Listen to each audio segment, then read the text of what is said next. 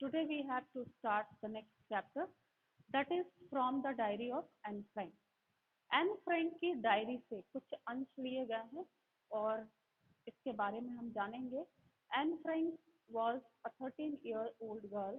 वो 13 साल की थी when she celebrated her 13th birthday. It was 1942। 1942 में उसने अपना 13वां बर्थडे मनाया था and her father had gifted her a diary. और उसके पापा ने उसे एक डायरी गिफ्ट की थी और उस डायरी में she had written so many things, so many incidents of her life. अपनी जिंदगी की बहुत सारी चीज़ों को उसने डायरी में लिखा था। And there is an introduction of Anne Frank. सबसे पहले यहाँ पे एन फ्रैंक का एक इंट्रोडक्शन है and it is a real story. ये रियल स्टोरी है, so I would like to suggest you to listen को फीलिंग्स के साथ सुनने की कोशिश करो, क्योंकि this diary is also very valuable at historical point of view. अगर देखोगे तो ऐतिहासिक जो पॉइंट ऑफ व्यू होता है उसके आधार पे भी ये डायरी काफ़ी इम्पोर्टेंट है। बिफोर यू रीड, पढ़ने से पहले let's introduce with Anne Frank. हम लोग एन फ्रैंक से थोड़ा सा इंट्रोडक्शन कर लेते हैं।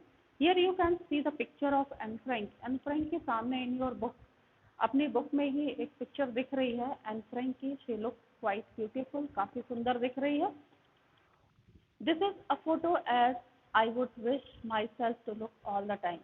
शायद ये फोटो एन फ्रैंक की काफ़ी फेवरेट फोटो थी और वो उसमें कैप्शन लिखती है कि ये वो फोटो है जैसा मैं हमेशा दिखना चाहती हूँ, जितनी सुंदर मैं हमेशा लगना चाहती हूँ, ये वही फोटो है।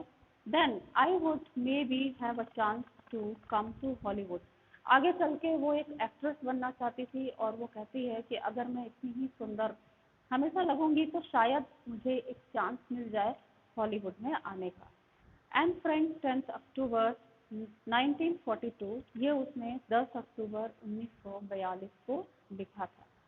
तो एनालिस मैरी एन फ्रैंक, इसका नाम पूरा था एनालिस मैरी, जिसे शॉर्ट में बड़े प्यार से एन फ्रैंक कहा जाता था, जिसका जन्म हुआ था 12 जून 1929 को, यानी 12 जून 1929। फरवरी या मार्च का महीना था एंड और उसका जो फरवरी या मार्च के महीने में 1945 को उसकी डेथ हो जाती है। दोनों टाइम को दिया गया है।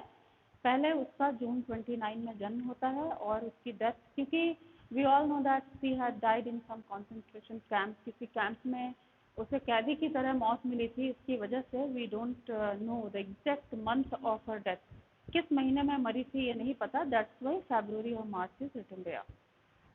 शी वॉज अ जर्मन, वो एक जर्मन थी, जर्मनी में रहती थी। बॉर्न जूइश गर्ल, जूइश जो होते हैं यहूदी होते हैं और यहूदियों से ही ईसाई बने हैं और इन दोनों में मतलब ये लोग आपस में एक दूसरे को लाइक नहीं करते। तो she was a Jewish girl who wrote while in hiding with her family and 4 friends in Amsterdam during the German occupation of the Netherlands in World War II। ये घटना है वर्ल्ड वॉर टू की। World war to जो कि start हुआ था 1939 में और इसका एंड हुआ था with the bombarding at Hiroshima and Nagasaki. Hiroshima और नागासाकी में जब अमेरिका ने बॉम्बार्डिंग कर दी थी, बहुत सारे यानी परमाणु बम उसने छोड़ दिया था और बहुत सारे लोग मारे गए थे। देन द वॉर एंड, और तब ये युद्ध खत्म हुआ था। तो उसी दौरान की बात है, सेकेंड वर्ल्ड वॉर की बात है कि किस प्रकार से इन लोगों ने यातनाएं सही थी। उस समय वो अपनी फैमिली के साथ और 4 दूसरे लोगों के साथ जो कि फैमिली फ्रेंड्स थे, एम्स्टर्डम में छिपे हुए थे, छिपके रह रहे थे। Her family had move to Amsterdam after the Nazis gained power in Germany. जैसे ही जर्मनी में नाजियों का पावर आता है, उसकी फैमिली एम्स्टर्डम चली आई थी और but were trapped when the Nazis occupation extended into the Netherlands. जब नीदरलैंड्स में नाजीज के पावर और बढ़ने लगे तो उन लोगों को ट्रैप कर लिया, यानी कैद कर लिया। As persecutions against the Jewish population increased, जो यहूदी लोग थे उनके खिलाफ यातनाएं बढ़ती जा रही थी, उनके खिलाफ सजाएं बढ़ती जा रही थी। ऐसे में ही ये लोग एम्स्टर्डम शिफ्ट कर गए। Increase the family went into the hiding in July 1942। देखो जून में इसका बर्थडे हुआ था और अगले ही महीने यानी जुलाई में इनकी फैमिली उस हाइडिंग प्लेस में, यानी जो गोडाउन था हर फादर्स ऑफिस, उसके पापा का ऑफिस हुआ करता था, उसी के ऊपर में जो कुछ कमरे थे वहाँ पे जाके ये लोग छिप के रहने लगे। July 1902 in hidden rooms in her father Otto Frank office building, इनके फादर की जो ऑफिस बिल्डिंग थी वहाँ पे ये लोग आके छिप के रहने लगे। आफ्टर 2 years इन हाइडिंग, उसी जगह पे ये लोग 2 साल तक छिप के रहे। The group was betrayed and transported to the concentration camp system where and died of typhus in Bergen-Belsen within days of her sister। जब ये यहाँ पे जाते हैं हाइडिंग प्लेस पे, सारे के सभी लोग जितने भी थे 2 साल वहाँ पे रहते हैं, और कुछ 2 साल के बाद में लोगों को पता चल जाता है कि यहाँ पे ये लोग रह रहे हैं। वहाँ से वो अरेस्ट कर लिए जाते हैं। अरेस्ट करने के बाद उन्हें कॉन्सेंट्रेशन कैंप में, जो कि शरणार्थी कैंप बनाया गया था, वहाँ पे इन लोगों को ले जाके रख दिया जाता है, जहाँ पे एन फ्रैंक की डेथ हो जाती है। किससे? टाइफस नाम की बीमारी से। टाइफस क्या बीमारी थी? इसमें एक ब्लड की बीमारी थी, और ब्लड की बीमारी में क्या है, बॉडी के ऊपर पर्पल कलर के स्पॉट्स हो जाते हैं, खून की कुछ खराबी होती है, और वो क्या था, पर्पल कलर के स्पॉट्स इसकी बॉडी पे आ गए थे, और इसकी वजह से उसकी डेथ हो जाती है। थोड़े ही दिन पहले उसकी सिस्टर मार्गोट फ्रैंक की भी डेथ हुई थी, और उसके बाद इसकी डेथ हो जाती है। कहाँ पे? बर्जन-बेल्सन में। ये जगह का नाम है। हर father auto the only survivor of the group. अब उसके सिर्फ पापा बचे थे उस पूरे ग्रुप में, अकेले उसके पापा बचे थे। रिटर्न टू एम्स्टर्डम, वो एम्स्टर्डम वापस आते हैं आफ्टर द वॉर एंडेड। 1945 में जब युद्ध खत्म हुआ तो उसके पापा वापस एम्स्टर्डम आए। एम्स्टर्डम आने के बाद उन्होंने देखा to find that her diary had been saved. वहाँ आके उन्होंने देखा कि एन की डायरी बची हुई थी।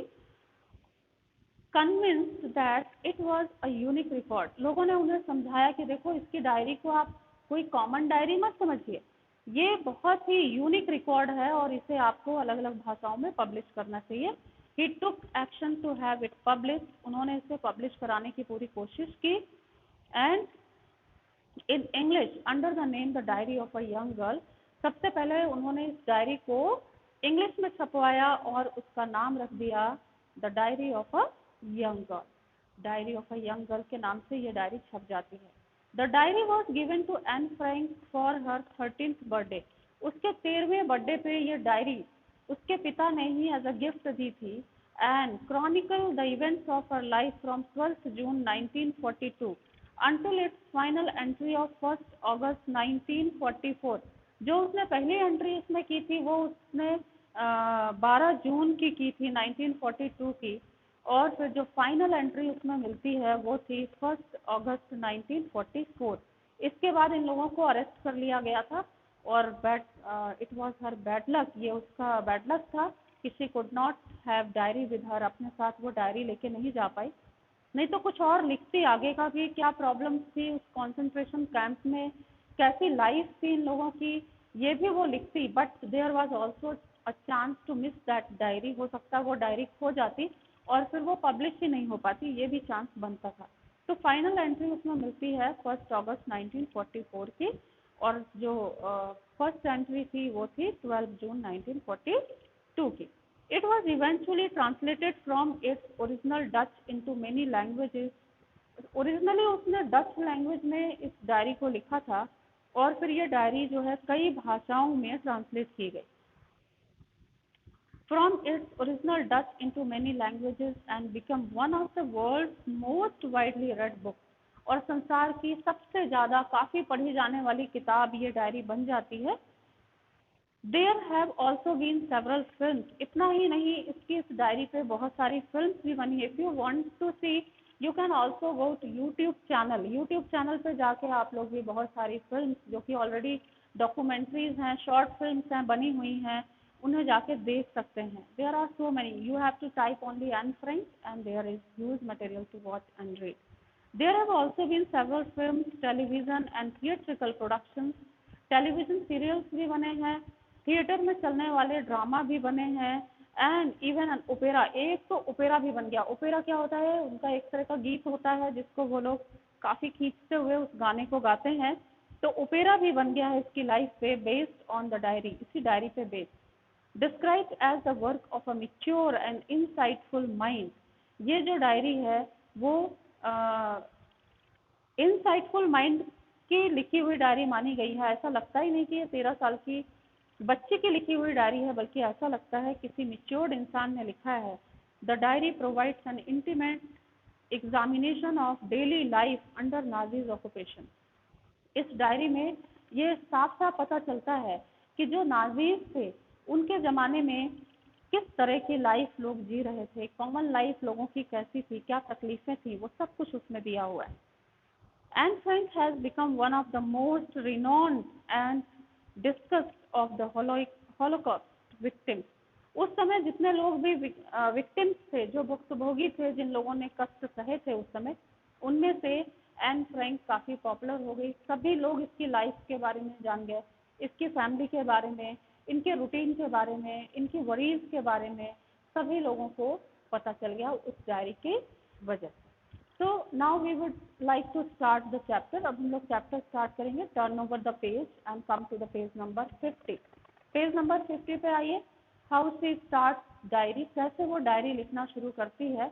Let's see and find out. She says writing in a diary is a really strange experience for someone like me.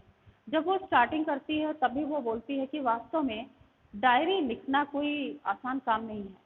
मेरे जैसे व्यक्ति के लिए जो फर्स्ट टाइम लाइफ में डायरी लिख रहा है उसके लिए really it is a strange experience. Last year you have also written diary. Last year 9th में it was in your course, ये तुम्हारे कोर्स में था and you have learn how to write a diary, कैसे एक diary entry की जाती है। Last year you came to know that, आप लोग कर चुके हैं। Same way Anne Frank is going to write the diary first time. Anne Frank पहली बार डायरी लिखने जा रही है और वो कहती है really it is a strange experience for someone like me. मेरे जैसे इंसान के लिए ये एक बड़ा ही विचित्र अनुभव है, कोई आसान काम नहीं है। Not only because I have never written anything before, इसलिए नहीं क्योंकि मैंने इससे पहले कभी डायरी लिखी ही नहीं, इसलिए नहीं, but also because it seem to me that later on neither I nor anyone else will be interested in musings of a 13-year-old school girl. कहीं ना कहीं वो नर्वस थी, उसका कॉन्फिडेंस लूज हो रहा था, उसे ये लग रहा था कि मैं डायरी लिख तो रही हूँ लेकिन इस 13 साल की बच्ची की डायरी को पढ़ने में क्या किसी को इंटरेस्ट आएगा। But it was unluckily she had died. वो मर चुकी थी, वो थी नहीं। उसने देखा नहीं कि उसकी डायरी जो है कितनी पॉपुलर हो गई around the world. Everybody like to read that diary. हर कोई उस डायरी को पढ़ना चाहता था and everybody wanted to read that diary in his own language. That's why the diary was translated in so many languages। हर किसी को वो डायरी पढ़नी थी, इसीलिए इस डायरी को कई लैंग्वेजेस में ट्रांसलेट किया गया ताकि सभी लोग इसके बारे में जान सके। जबकि उसने बोला था कि 13 साल की उम्र की बच्ची एक डायरी लिख रही है, who would be interested reading this diary, किसको इंटरेस्ट आएगा इस डायरी को पढ़ने में। Oh well it does not matter, चलो कोई बात नहीं, लिखूंगी, फिर भी मैं डायरी लिखूंगी। आई फील लाइक राइटिंग, मेरा लिखने का बड़ा मन हो रहा है। And I have an even greater need to get all kinds of things off my chest। मेरे सीने पे बहुत सारा बोझ है, मेरे मन में बहुत सारी बातें हैं। As you know in teenage there are so many problems, so many ideas are in mind and you need to discuss them with someone। तुम्हें वो लगता है कि किसी न किसी के साथ में इसे डिस्कस करना चाहिए to dispose that burden, उस बर्डन को कम करने के लिए। Same way Anne Frank was feeling, ऐसा ही वो फील कर रही थी। And she decided to write a diary because she wanted to put the things of her chest. अपने हृदय से वो बहुत सारे बोझ को कम करना चाहती थी। कहती है paper has more patience than people. कहने को तो मैं किसी व्यक्ति को बता सकती थी, मैं अपनी मन की बातों को किसी से भी शेयर कर सकती थी, लेकिन मुझे पता है कि paper has more patience than people. जो पेपर होता है उसको पेशेंस ज़्यादा होता है। पेशेंस ज़्यादा होता है मतलब सब्र ज़्यादा होता है। If we tell something to people, अगर हम अपने मन की बात किसी को बताते हैं, लोगों को बताते हैं, तो what happens, they spread it. जब भी हम अपनी कोई बात किसी को बताते हैं तो वो क्या करते हैं, उस बात को चारों ओर फैला देते हैं। लेकिन क्या पेपर ऐसा करता है? नहीं। पेपर में अगर हम कोई भी चीज़ लिखते हैं तो वो अपने पास तब तक रखेगा जब तक कोई उसे पढ़ने नहीं जाता। और एक there is a very good way, एक बहुत अच्छा तरीका है, whenever you have some burden on your chest, अगर तुम्हें लगता है कि तुम्हारे हृदय पे कोई बोझ है, there is something that you want to discuss with someone but there is no one to share with your thoughts, कोई ऐसा नहीं है जिससे तुम कह सको, then note down in a paper, ऐसी चीज़ों को एक पेपर पे लिख लीजिए एंड टीयर द पेपर, और पढ़ने के बाद एक दो बार उस पेपर को फाड़ दीजिए and throw it into the dustbin, और डस्टबिन में जाके फेंक आइए। इससे क्या होगा, तुम्हारी बात भी किसी को पता नहीं चलेगी और मन भी हल्का हो जाएगा। ठीक है, तो this is one way to get rid of the tension, tension को हटाने का एक बहुत अच्छा तरीका है। Same thing is she is going to do but she will not tear the pages, ऐसी कोई बात नहीं थी जिससे वो फाड़ देती, रखेगी वो।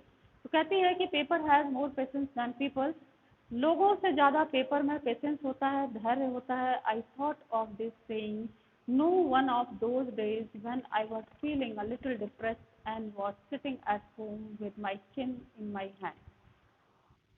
कहती है कि आई थॉट ऑफ दिस, मैंने इसके बारे में सोचा, saying on one of those days, उन दिनों मैंने इस आइडिया के बारे में सोचा, when I was feeling a little depressed, जिस दिन मैं डिप्रेशन में थी, थोड़ा डिप्रेस्ड थी, उदास थी, एंड सिटिंग एट होम, और घर पे बैठी थी, विद माय चिन, अपनी चिन को, चिन मतलब ये ठुड्डी, अपनी ठुड्डी को हाथ में ऐसे लेके मैं बैठी हुई थी, बोर्ड एंड लिस्टलेस, उस दिन मैं घर पे बोर हो रही थी, लिस्टलेस थी, उदास थी, मुझे कुछ अच्छा नहीं लग रहा था।